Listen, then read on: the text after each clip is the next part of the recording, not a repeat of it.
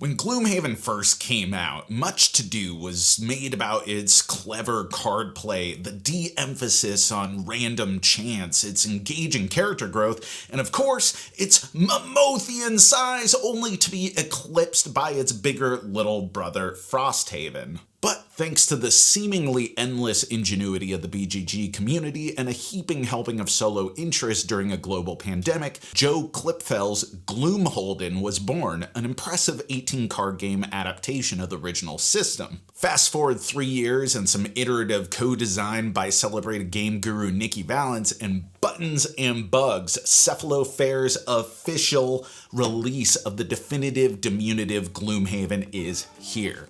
Buttons and Bugs is a solo game where you play as one hero through a playful and adventurous campaign in a Lilliputian world at the feet of Gloomhaven.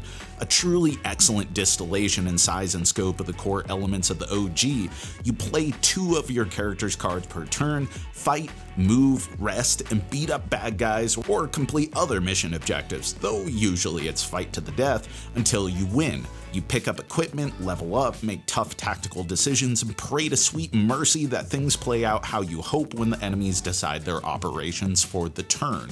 Now, when we think of it as a standalone system of its own, the biggest departure, the most curious and perhaps riskiest change-up is the introduction of the single greatest enemy of any Gloomhaven diehard purist, that being dice. Though in suitably cephalofair fashion, it's not actually a dice that determines attack success or failure, or at least not directly. No player and enemy alike have an attack chart, replacing the modifier deck of traditional Gloomhaven, which, yes, have adorable little chart cards that can further modify the game, either difficulty for the enemies or unique level ups for each of the characters. When either side takes a swing, you roll the dice to determine based off of their chart and where the cube currently sits, whether you apply a high, medium, or low modifier, you apply the result, move the cube down, and repeat as needed. It's clean, it's simple, and it's actually kind of fascinating. Counterintuitively, in some ways this adds more predictability, or at least accountability. With each strike to or from the baddies, you know all 3 possible outcomes, and the dice is used to replace the enemy behavior decks too. Initiative and actions for each enemy type is determined after choosing your cards for the turn. This predictable range of behaviors, combined with the fact that as a hero, your loadout always consists of 4 cards, which, as you level up, so do they, and the cards when played on their A side come back to your hand on their B side, then to your discard with 1 lost upon rest, as is typical of Gloomhaven, makes for a really analytical, heady puzzle. Each win feels narrow, like you squeezed every bit of the strategy you approach, which feels very much like the intent. And that's where the sandboxiness to customize your loadout as you approach each scenario comes in. Your character's leveled up cards, you can re-choose which are leveled up each scenario. Your equipment, same. Every completed scenario gives you 2 new pieces of equipment to use and a brilliant piece of multi-use engineering, and that loadout too can be freshly swapped out with every new scenario attempt. Your character, your chosen upgrades, your chosen equipment in a one-room arena where every single card play matters, all in games that legit take under 20 minutes front to back, in the easiest to set up and disassemble Gloomhaven game yet, which is a potent punch for such a little box.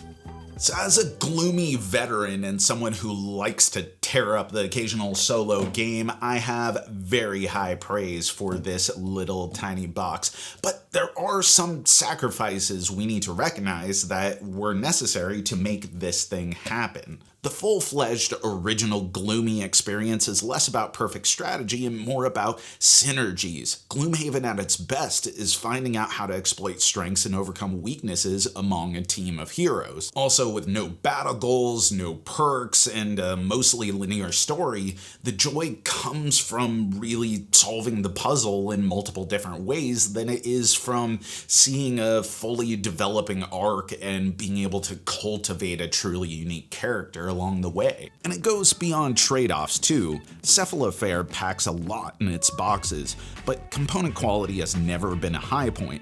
thin cards refusing to stay flat is less an issue in hand, but when that card is your scenario details, equipment rewards, and the play surface itself, one where my big fat meaty hands are having to move an adorably micro mini and some cubes, sloping surfaces are less than ideal. And the missions, while well designed and balanced for different approaches on the part of the truly unique feeling heroes, I couldn't help but feel that it would have been nice to have just a little more breathing room on card play, giving a little bit more options, because with only 4 cards, you almost never want to use loss actions unless it's a Hail Mary, making the margins for victory feel razor thin. But if those are the costs, the payoffs are so worth it. You know, when I was young, I used to do these Magic the Gathering puzzles in Duelist, or maybe it was Inquest magazine, where you'd have a whole board set up, then be given some parameters for what you're trying to achieve out of the given game state. This snack-sized Gloomhaven feels kinda like that, except a genuinely cool campaign with character growth, a charming story, and lots of unique tools to approach each challenge as you go. If you like Gloomhaven, or you like challenging strategic solo games, I can't recommend this enough. Since getting this little box, I've played over 10 games, keeping track of my progress with multiple characters with some index cards that I just cut in half to see what my wins and losses are and what stage I'm at, and I can easily see myself going through this entire campaign multiple times just to see the different characters, try out different difficulties, and to relive the experience because it's that low of an investment to get in. And yeah, it is true that a big part of the joy, the charm, is the novelty of playing the tiniest version of the biggest game. But even when you strip that away, you're left with an expertly crafted solo dungeon delver that is engaging, rewarding, and more than earns its space on the shelf. And that's our review. But let me know, what are your thoughts on Buttons and Bugs, and what is your favorite small box big game experience? Put it in the comments below, and as always, thanks for watching, thanks for supporting, thanks for being such an awesome community. You know that I've been Jack for the Cardboard Herald.